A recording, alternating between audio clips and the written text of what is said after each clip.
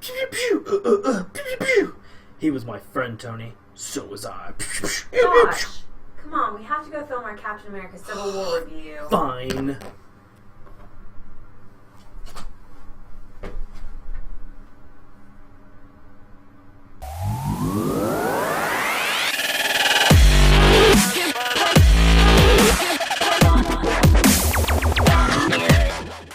Hey guys, welcome to the Caped Critic. I'm Josh. And I'm Shannon. And today we're going to do our spoiler discussion on Captain America Civil War. Yeah. This movie was amazing. Awesome. Right off the gate, I just had to say, this movie is hands down my all-time favorite Marvel movie to date. Phenomenal. It was so good. So this is, giving you guys fair warning, this is going to be a spoiler discussion. Spoilers. We're going to go in depth, we're talking about what we liked, if there's anything that we didn't like, but this is going to be a spoiler discussion. You have been warned. Yes.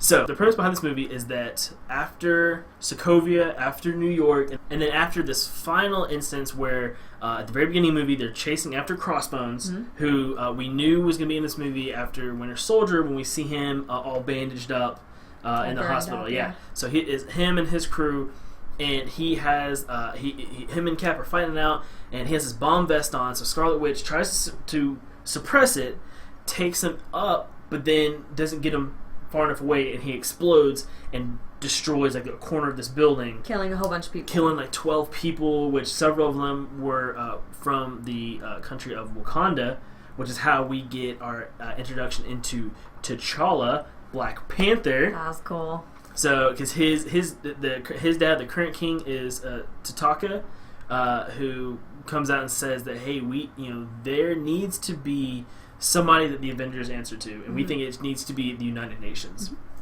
So they come together, they put together the Sokovia Accords, and basically say that if you're going to be a superhero, then you have to report to the United Nations. And we'll tell you where to go, when to go. Right. And so, if you need to go. And that is where the division starts. Captain America, Steve Rogers, says, no, this is a bad idea. These are people with agendas. Just look what happened to S.H.I.E.L.D. They had best of intentions, but ended up being a total wreck. Right. Whereas you have Iron Man, who is grief-stricken from everything, because he knows he's the one who created Ultron, who caused all the devastation in Sokovia that caused just all these things to happen. Yeah. And so you start getting this split. And then we see Bucky. And Bucky's the one who blew up the UN. He's being framed. But was being framed by Baron Zemo, who they don't call him Baron in the movie, but in the comics, his name was Baron Zemo. And another Captain America villain. He usually has a purple face, so they made him a little more realistic. Modern, yeah. So now instantly we've got the people who want to go after and kill Bucky, and then you have the people who want to go save him. And then, so we start seeing them building their teams, which this part was, I was really excited. I couldn't believe how early in the movie we got the airport fight. Yeah. But we see... But it was kind of nice because that meant there wasn't a whole lot of blank space, It was right. It moved quickly. And we're like, all of a sudden, we're like, all right, here it is. Let's go. Which is very, very cool. I really liked the pacing of the movie. It didn't wait till the very end to be like, here's the big kaboom. Yeah, it was like right in the middle of the movie. But them building their teams, I thought was really cool. Yeah, isn't neat? And we'll go into it. Spider-Man, Tom Holland, seeing Tony Stark go in and talk to him was amazing.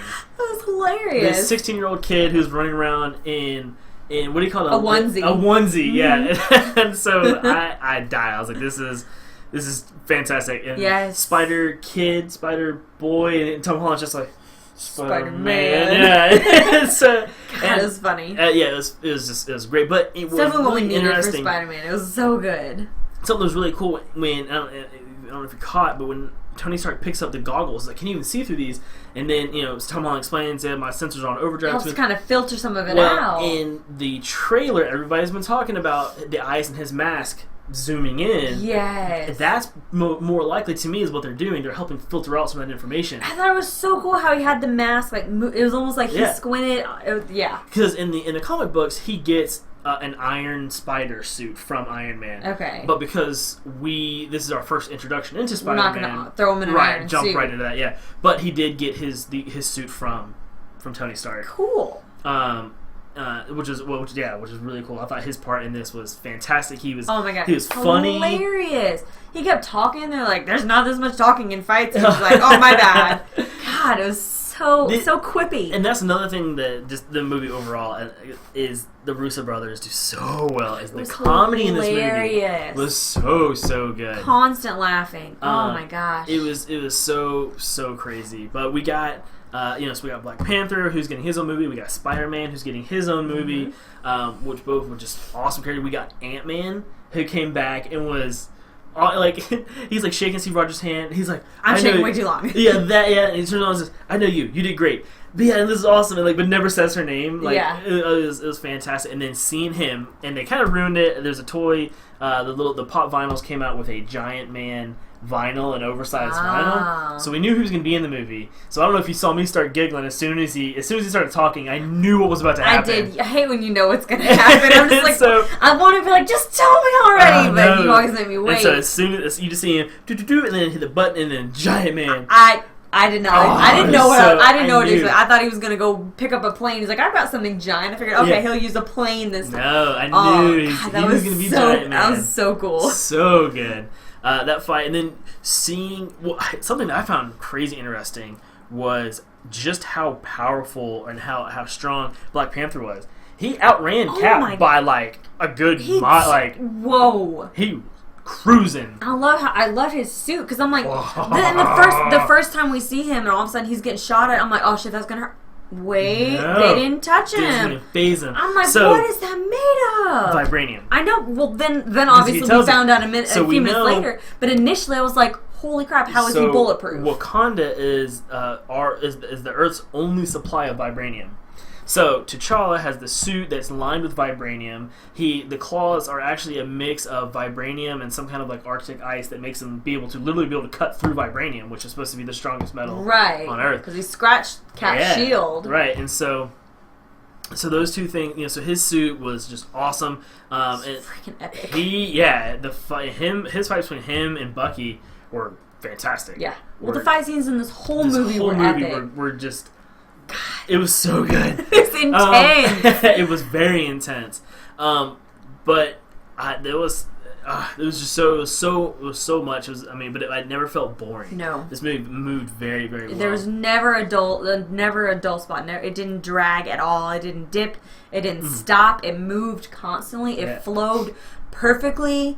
It was such a good movie. How, despite the number of characters that were in this movie, it was always a Captain America movie. Yes. Something that the Russo brothers do, and they talked about when they were doing The Winter Soldier, is they think about the movie, the whole movie, from start to beginning, from every single character's point of view. Mm-hmm. Even if they're not in that scene, how would they see that scene from the outside, so that they know how they would be reacting once they do come into the scene. Yeah. And so that's something they do very, very well with these ensemble casts. They look at the full picture, the whole thing. They don't go, oh, well, here's this. Oh, I guess it could go this way. I mean, they have the whole thing beginning to end from every angle. Yeah, they did just a fantastic job of putting all that together.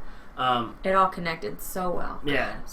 So we talk about how good it is. There's a few things. There's at least one thing I can pick out that bothers me, and it's very nitpicky, and it has really no bearing on this movie. Maybe a little bit more on his standalone movie, but they made Aunt May way too young. Yeah. Yeah, it was funny with Tony because he was like hitting on her. She's hot. No, Aunt May's supposed to be older. Right, Aunt May's not necessarily like in her 80s, but older. Definitely supposed to be like the gray hair, older Aunt May, which.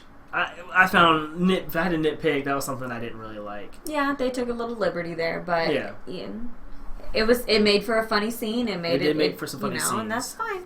I mean, they're allowed to take a little bit of liberties, but yeah, I agree. I was very taken aback because I was like, "Who is that? Who is this person?" It took me a minute to figure out. Oh, okay, Aunt May. It's Aunt May. Yeah. So that was something that that kind of if you had to find something if I had to find one thing, that would be it. I also hate that we kind of had, maybe not necessarily, we'll see kind of another throwaway villain a little bit with Zemo.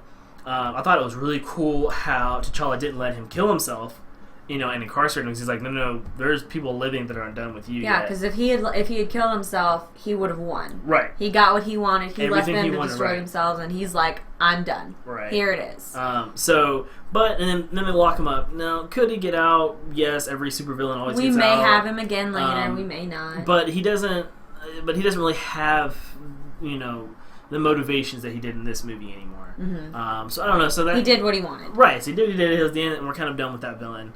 I hate that we put Bucky back on ice. Yeah. Why? It makes sense, I guess, because otherwise he's just going to be hunted, and someone could come use him again. But I was just really like, he's done. That's it. I think it's over. We just got him back. It has to do with the fact that they want to keep Bucky for the Captain America movies. Okay. And if he's not on ice, then people will ask, well, why isn't he in the Avengers movies? Or why isn't he in the... So by putting him back on ice and kind of saying, well, until we figure it out, then we can kind of just not have to worry about writing him into another story. That's true. Yeah. And so, which sucks, but I guess I understand why they did it. Yeah. But otherwise... Super cool that Black Panther's got him, though.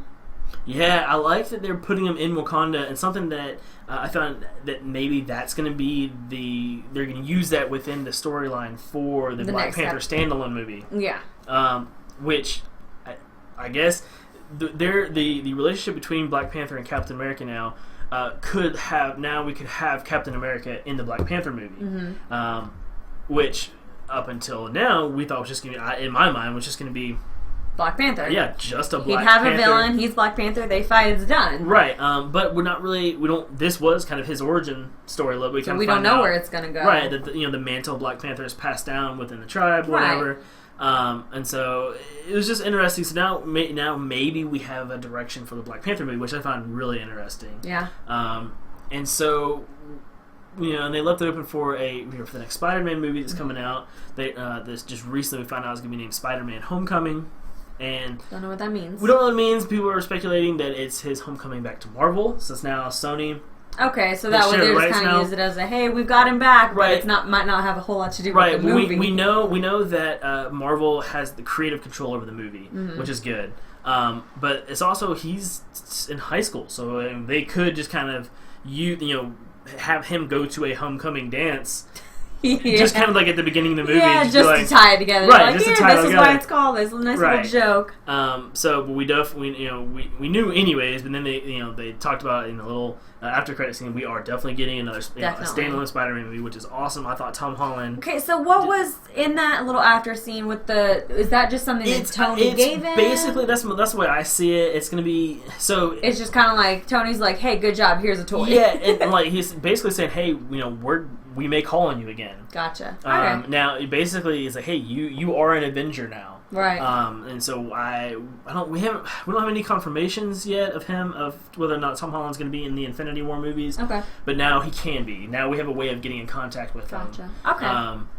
It was neat how they tied that in. Yeah, and so that'll be really good to see how his standalone movie, how it plays out, and if it's going to lead him into being more into the Infinity War movies, which is really cool. Another character that I was pleasantly surprised with was Falcon. I thought they gave him more toys, which is really cool. They made for that funny scene where he's like, go ahead, thank him. He's cute, I know. You can pet him. Go ahead and pet him. Yeah, that was funny. So yeah, that was great. But I liked how physical he was. I liked how using the his wings as shield was really cool. He wraps him around. He just stands there with him on his back. Yeah. He's like, and launches the missiles. Yeah, it's so cool. So I was really impressed. When he busted out of when he finally, after they're fighting Spider-Man, and then he uses his little plane, and Bucky's like, could have done that sooner. God. And he's just like, God, I hate you. I love how he uses his toys to help him out. And that's something, too, that they used his little toy throughout the whole movie. That wasn't like a little one-scene trick they used. They used it several times, which is really cool. Another character who had some interactions with Falcon was the Vision. So we see the beginnings, or what the potential of a Vision Scarlet Witch romance, which in the comic they actually have a kid together. I did not know that. Yeah, so we see the beginnings of this, but I don't I don't think they're gonna follow that because we see them split and go on different teams. And I think that's gonna be I think it's gonna be too much for them to come. But we see but his growth of we think he's this all powerful being Nothing can at the get end to of him. Ultron. He's very logical, very stoic. But then we find out that he feels and we kind of he see because she manipulates. Well, that she. He's in control. Is still being controlled by the gemstone in his head. Yeah, which is very interesting because now we have a weakness. And she kind of, if you notice, when she is holding him down, when Hawkeye comes and saves her, the first thing that she grabs is that stone, right? And then goes from there, and then pushes him 30 stories. It's crazy. But which I don't realize how strong she was. That was insanely. Yeah, strong. that was nuts. So we see him, and his inner struggles with who is he, why is he, how is he, and then so we see him get distracted, and he try and shoot Falcon, and ends up hitting Rhodey. Mm-hmm. And this is the big, this is the scene we see in the trailer. I held my Tony. breath. I did too. I heard you exhale. Yeah, I was like, when Rhodey hit the ground, I was like, oh my god, he is dead. They actually put that in the trailer. I thought he was done. Because the whole time I'm like, okay, they put it in the trailer, he's not actually dead. But then you see it in the movie, I'm like, oh my god, he could actually be dead. Mm-hmm. I thought he was. Yeah, for a second. Until Friday was like... There's a pulse, I'm just like... yeah, that was pretty crazy. Yeah. And you can see how it kind of wrecked Vision, mentally. It wrecked Tony, too. But it was yeah. crazy seeing the effect it had on Vision. He's like, I did that. Yeah. I screwed up. I hurt him. Right.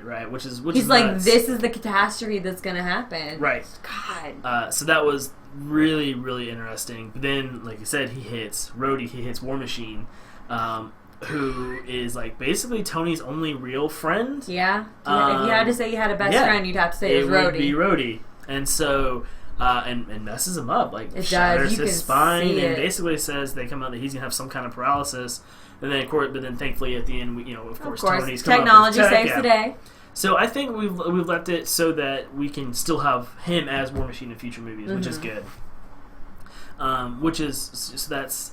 Those were some side characters that really got, a nice full arc to them, which was really They all had really good character development and really good kind of storylines of their own within the whole Captain America movie. Right. They never took away. Right, exactly. They never took away Every single one of them added some sort of different element to the movie, but it still was, at the heart, it was definitely a Captain America movie. Yep. So I thought that was fantastic. Yeah. I love how they incorporated everyone and everything, and it all just, like I said, tied perfectly together. Yeah. So this movie, all in all, to me, was just fantastic. Mm-hmm. Like I said at the beginning of the video, this is my favorite Marvel movie to date. So if I have to give it, so when I give it my rating, I think about everything: the action, the comedy, the storyline, everything. I have to give it a 10 out of 10. I have to agree, I'm sure if we wanted, like we said, we could nitpick a few things here and there, but especially if you compare it to the others, it really is dang near perfect. Yeah, it was an excellent movie. Stood out. Fully entertaining all the way through, so yeah, I give it a 10. Yeah. So let us know what you guys thought about Captain America Civil War. Let us know in the comments below. Did you like the movie? Who is your favorite character? Which side were you on going into the movie? And were you on the same side when you left the movie? As always, you guys can find us on Facebook at facebook.com/thecapedcriticreviews. You guys can find and follow me on Twitter and Instagram at thecapedcritic. And you can follow me on Twitter at thecapedsidekick. Thank you guys so much for watching. We'll see you guys all in the next review. Bye.